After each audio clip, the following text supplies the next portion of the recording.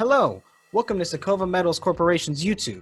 Here with me is Brad Kitchen, the CEO of Secova Metals. I'm your interviewer, Michael. How are you doing today, Brad? Michael, I'm doing great. How about yourself? I'm having a great evening so far.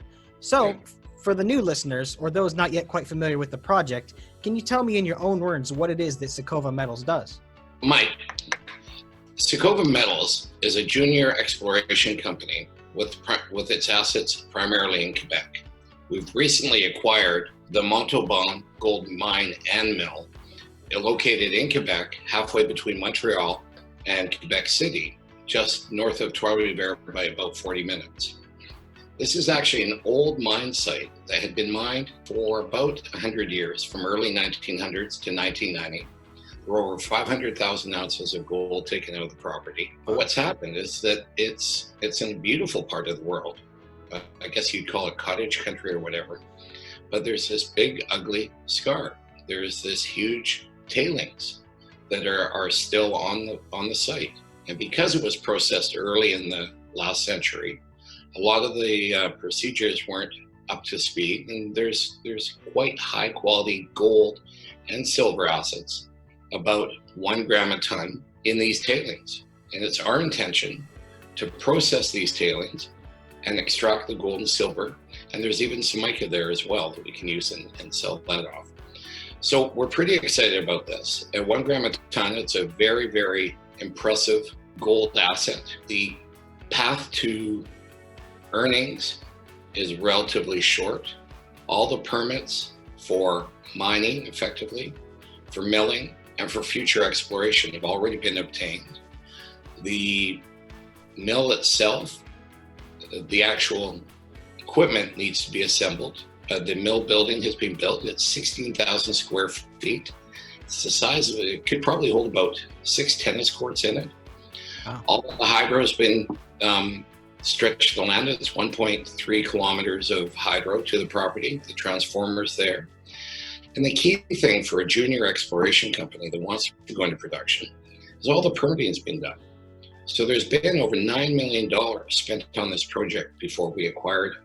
And it's got up to speed so that when we complete the acquisition, it will take us between 6 and 9 months to build the mill and start production. So for an investor who's used to taking risks on junior resource companies with a long lead time until they come into a deposit or into production even, we're reducing that significantly down to less than a year. So pretty excited about it. It's something that takes Secova out of a different category and moves it up the food chain, I guess, if you will. Okay. Yeah, so it sounds like you guys found a place that for hundreds of years has shown, or 100 years, has shown that it has gold available. And you're going to use new modern techniques to get some of the rest of it out of there. That sounds like a sure win to me. Well, it is, Mike. And not only is it a win from a resource perspective, so we're going to extract gold, we're going to extract silver, we're going to extract mica. And mica is a material that's used quite often in oil and gas drilling as a lubricant. So you've got these three metals and minerals that we're going to generate almost immediate income for the company. But over and above that, the really cool thing about this is that we can take the tailings, which are toxic right now. Like I said, it's a bit of a wasteland, and it's a shame because it's beautiful, beautiful country. But you've got this big toxic sand dune, and there's 1 million tons of tailings just sitting on the ground, and nothing can grow on it. You turn the corner, and we've got great infrastructure. So there's a highway right to the site. There's a railway not far away. There's a community of Notre Dame right there. We're going to be able to turn this around so that we can take these tailings, and when we process them, they then become neutral. So if we put them back in the ground, we can start to grow things, or we're going to take it one further step, and this is another angle that Secova has been able to bring to the table. We can take these neutral materials, effectively sand, and then use them to make precast concrete bricks, traffic jerseys, paving stones, and architectural work. So you've got your traditional resource income flow, but over and above that, we're an environmental company. We're taking the toxins out, and then we're able to turn around and use the leftover residual materials to build precast concrete products. So it kind of sounds like you guys have a multi-pronged attack on creating income here, which is good, right? It's never good just to have one source of revenue. And on top of that, it sounds like you guys are also undoing some of the sins from past generations of mining. You know, mining kind of has somewhat of a negative connotation. You guys are working to undo some of that damage and potentially profit from it as well. I think the key is we will be profiting from this. The cost to build the mill is relatively small. The cost to build the permits, etc., get the permits has already been paid for. Knowing the size of the deposit right now, or the size of the tailings, we will be profitable within 9 months. Wow. And our projections are anywhere between 1.5 to 2 million in earnings, strictly from the gold, silver, and mica. But the really cool angle is, yeah, you're right. We are being good corporate citizens from a series of angles. Number one, we're also bringing jobs back. It's not a huge project, but there will be probably 30 to 40 jobs in a community that needs those 30 or 40 jobs. And from each one of those jobs, there's another 3 or 4 that spin out. So that is a very plus right there. And then we're turning around and taking this ugly, toxic space and turn it into something that can be usable. The other revenue from the construction materials, absolutely fantastic, especially in Quebec, because there's so much money being spent on infrastructure. And we do have the personnel that can tap in not only to the retail hardware stores, but also the big infrastructure construction companies. So we've spent a bit of time putting together the right team, which we've done. And as soon as we acquire the property, which there's a meeting of the existing shareholders to approve on November 13th, then we can proceed and should be into cash flow within the next 9 months. Wow. All right. Well, before we get too much more into that, I want to know a little bit more about you, Brad. So how did you wind up as the CEO of this company, and where did you really get started? Sure. Well, I'm a Vancouver boy, and by education, I've got a civil engineering degree. And then I went to Montreal and took my MBA. From there, I didn't go into engineering, but I actually went into investment banking, where I was an investment banker, a VP and director of structured finance at CIBC Wood Gundy for about 15 years in Toronto. Had a chance to move back home. And what I've done is bring a little bit of that King and Bay blue suit mentality back to Howe Street and applied that to a series of companies that I worked on over the last 20 years.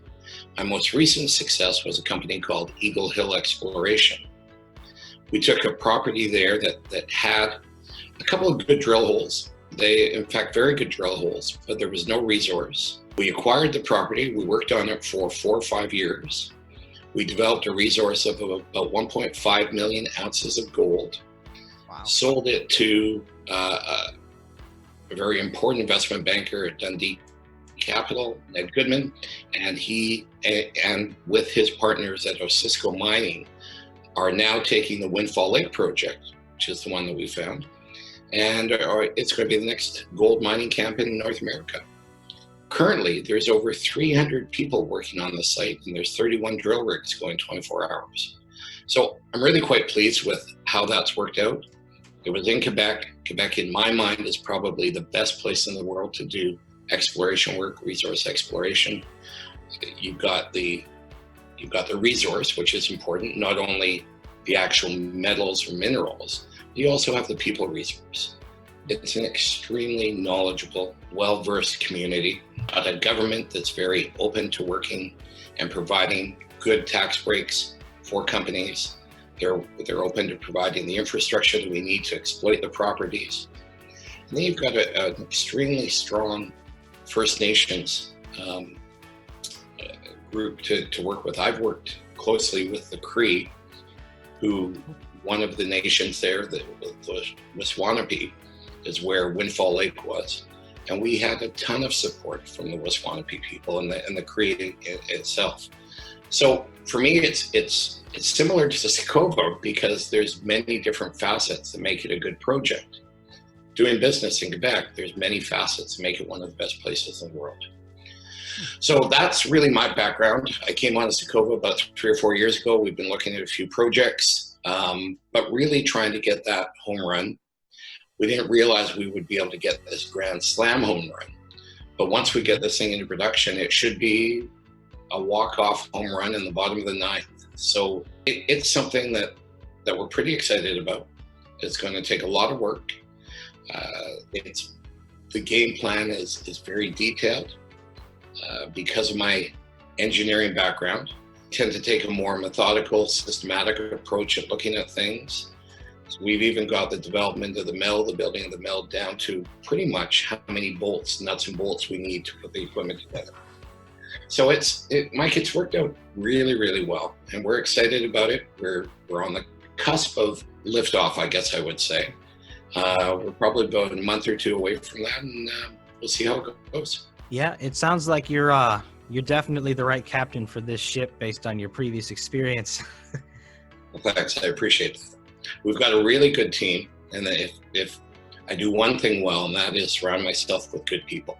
And we have a very, very strong team, and always looking to expand that. But I'm really pleased with the people we're working with. Yeah, and just like a good captain, you credit your crew. Perfect. So one of the main reasons why we're here is we're introducing the Secova Metals. If you guys have began a campaign to get weekly updates about the company out to your investors and to your community to try to build your relations. What's your thoughts on that?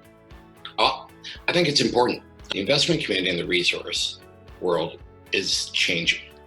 In fact, it's shrinking.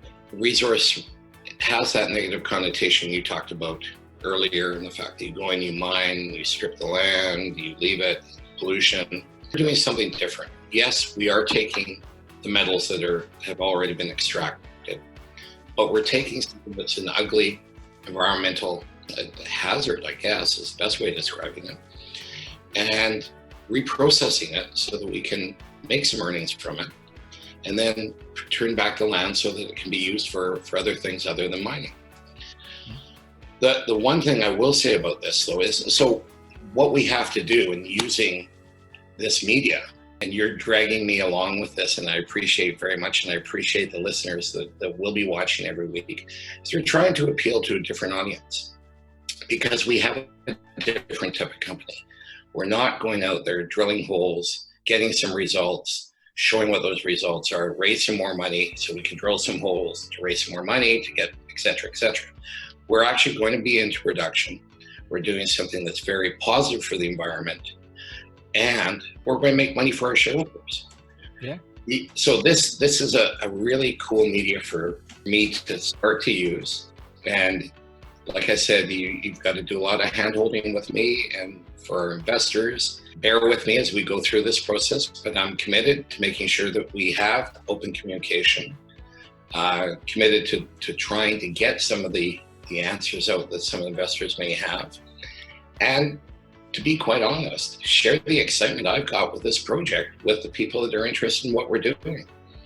The one thing we do want to do is this is one mill on one mine. There's over 163 of these sites that need reclamation.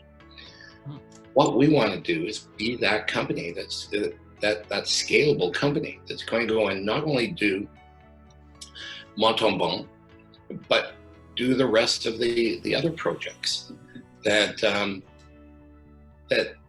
we can make some money. We can turn back the property into something that's not an environmental waste site, and even the additional aspect of adding concrete, precast concrete, helps out. Yeah. I should go into that precast concrete down the road, but again, this is one of those things. We're a company that's like an onion, and traditionally you're going to hear a whole bunch of traditional sayings from me.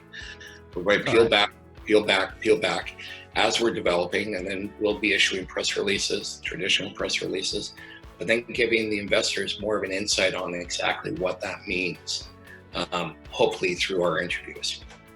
Yes. I agree that a lot of the traditional means, they still hold a lot of value, but there's no reason not to bring into account these newer forms of media, right? Like you're only going to build a stronger relationship with your investors and your communities by doing this. So on top of this, we're going to be releasing weekly videos. I'll see you again next week. Talk about another topic, maybe in a little more detail, something specific like that concrete casting you talked about. I'm sure we'll definitely go into detail about that soon.